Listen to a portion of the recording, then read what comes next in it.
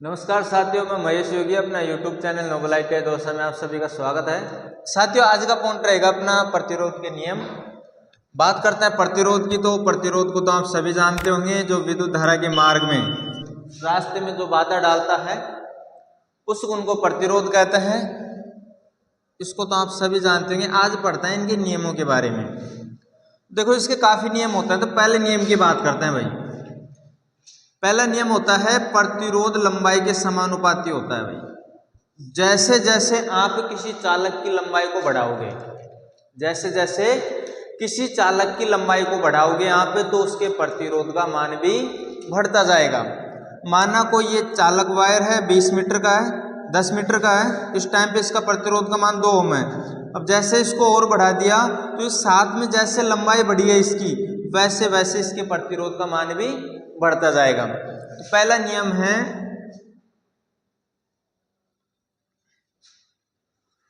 प्रतिरोध चालक की लंबाई के समानुपाती होता है। मेरे हिसाब से किसी को दिक्कत नहीं होनी चाहिए पहले नियम में कि प्रतिरोध लंबाई के समानुपाती होती है। इसको आप यहाँ पे ले लो भाई, R समानुपाती L। दूसरा नियम देखो, दूसरे नियम में है कि प्रतिरोध किसी चालक के अनुप्रस्थ काट क्षेत्रफल के विलोमानुपाती होता है। तो प्रतिरोध होता है अपना वो किसी चालक के अनुप्रस्थ काट क्षेत्रफल, ए से प्रदर्शित किया जाता है भाई अनुप्रस्थ काट क्षेत्रफल को। तो इसके क्या होता है विलोमानुपाती। जैसे किसी चालक तार का अनुप्रस्थ काट क्षेत्रफल का मान बढ़ेगा तो प्रतिरोध का मान घटेगा, और अनुप्रस्थ काट क्षेत्रफल का मान घटेगा तो प्रतिरोध का मान बढ़ेगा। मतलब ये एक दूसरे के विलोमानुपाती रहते हैं। पहले नियम में लंबाई के समानुपाती था, इसमें क्या है अनुप्रस्थ काट क्षेत्रफल के विलोमानुपाती। तो दूसरा नियम है कि प्रतिरोध, इनके सवाल भी करवाएंगे, प्रतिरोध चालक के अनुप्रस्थ काट क्षेत्रफल के विलोमानुपाती होता है।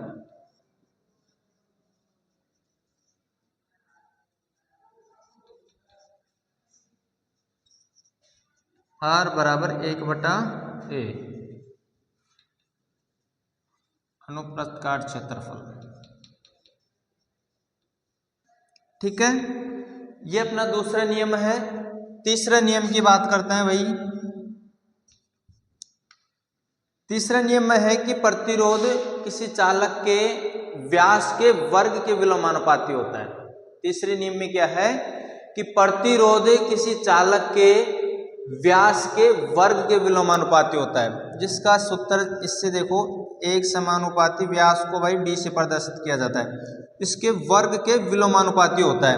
अब जैसे कि इसके सवाल करवाएंगे जब समझेंगे इनको, तो एक बार आप परिभाषा देख लो। प्रतिरोध किसी चालक के व्यास के वर्ग के विलोमानुपाती होता है। एक बार शॉर्ट में समझ लो भाई, फिर इनके सवाल करवाएंगे तब अच्छे से समझ आ जाएगी। ठीक है, चौथा नियम की बात करते हैं। चौथा नियम में है कि प्रतिरोध, जैसे किसी चालक तार का टेम्परेचर बढ़ता है, तापमान बढ़ता है, तो प्रतिरोध का मान भी बढ़ता है। जैसे कि इस नियम में था कि चालक तार की लंबाई बढ़ेगी तो प्रतिरोध का मान बढ़ेगा, इसी प्रकार अपन चौथे नियम में पढ़ेंगे कि जैसे किसी चालक तार के तापमान का मान बढ़ता है तो प्रतिरोध का मान भी बढ़ेगा। तो इसमें चौथे नियम में प्रतिरोध चालक के तापमान के समानुपाती होता है। प्रतिरोध समानुपाती T टेम्परेचर। ठीक है, ये अपने 4 नियम हो गए भाई। पहला नियम तो क्या कह रहा है कि प्रतिरोध लंबाई के समानुपाती होता है, जैसे जैसे प्रतिरोध लंबाई का मान बढ़ाओगे प्रतिरोध का मान बढ़ेगा। दूसरा है कि प्रतिरोध अनुप्रस्थ काट क्षेत्रफल के विलोमानुपाती होता है। तीसरा है कि प्रतिरोध व्यास के वर्ग के विलोमानुपाती होता है। तीसरा है कि प्रतिरोध किसी चालक के तापमान के समानुपाती होता है, जैसे जैसे तापमान का मान बढ़ेगा तो प्रतिरोध का मान भी बढ़ेगा। अब करते हैं इनसे क्वेश्चन करते हैं भाई। क्वेश्चन करोगे आप तो अच्छे से ये तीनों नियम, चारों नियम है, अच्छे से समझ आएगा। क्वेश्चनों पे चलो। माना अपना पहला क्वेश्चन है, 1/4 सूत्र लिख देता हूं भाई मैं। R समानुपाती L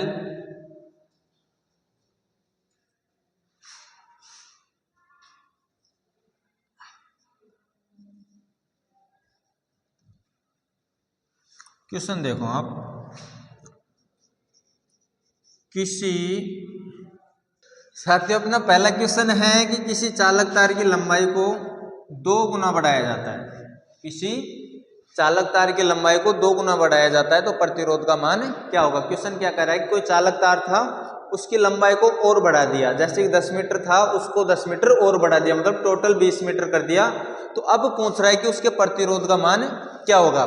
तो देखो ये सूत्र था अपना पहला वाला कि प्रतिरोध लंबाई के समानुपाती होता है। तो इसमें क्या कर रहा है, जो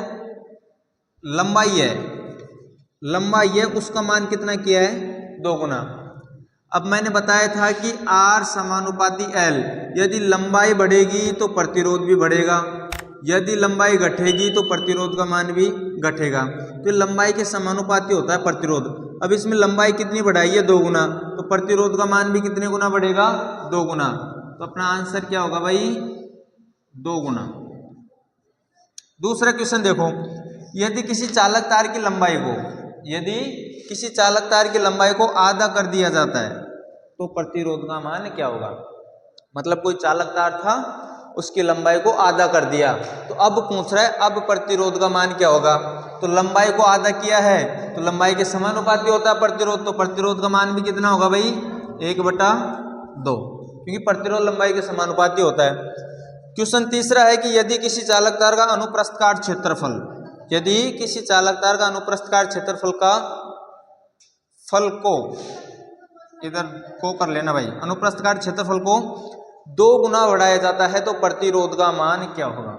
अब देखो अनुप्रस्थ काट क्षेत्रफल को अपन A से प्रदर्शित करते हैं, सूत्र ये वाला लगेगा, R बराबर 1/A। अब इस अनुप्रस्थ काट क्षेत्रफल का मान कितना किया है भाई, 2, तो अपना R बराबर 1/2। आंसर क्या आएगा, R बराबर 1/2। ठीक है, अपन ने क्या किया, कुछ नहीं किया, बस ये सूत्र था, इसमें एक ही जगह क्या रखा है, 2, क्योंकि अनुप्रस्थ काट क्षेत्रफल का मान कितना बढ़ रहा था, 2, तो अपना प्रतिरोध कितना हो जाएगा, आधा। अगला क्वेश्चन है कि यदि किसी चालक तार की लंबाई व अनुप्रस्थ काट क्षेत्रफल दोनों का मान 2 गुना बढ़ाया जाता है तो प्रतिरोध का मान क्या होगा। अब की बार क्या किया है भाई, देखो जो लंबाई थी उसको भी 2 गुना बढ़ा दिया, और जो अपना अनुप्रस्थ काट क्षेत्रफल था उसका मान कितना बढ़ा दिया, 2। अब देखो सूत्र कौन सा यूज करेंगे, इस जगह आप करोगे R बराबर L/A।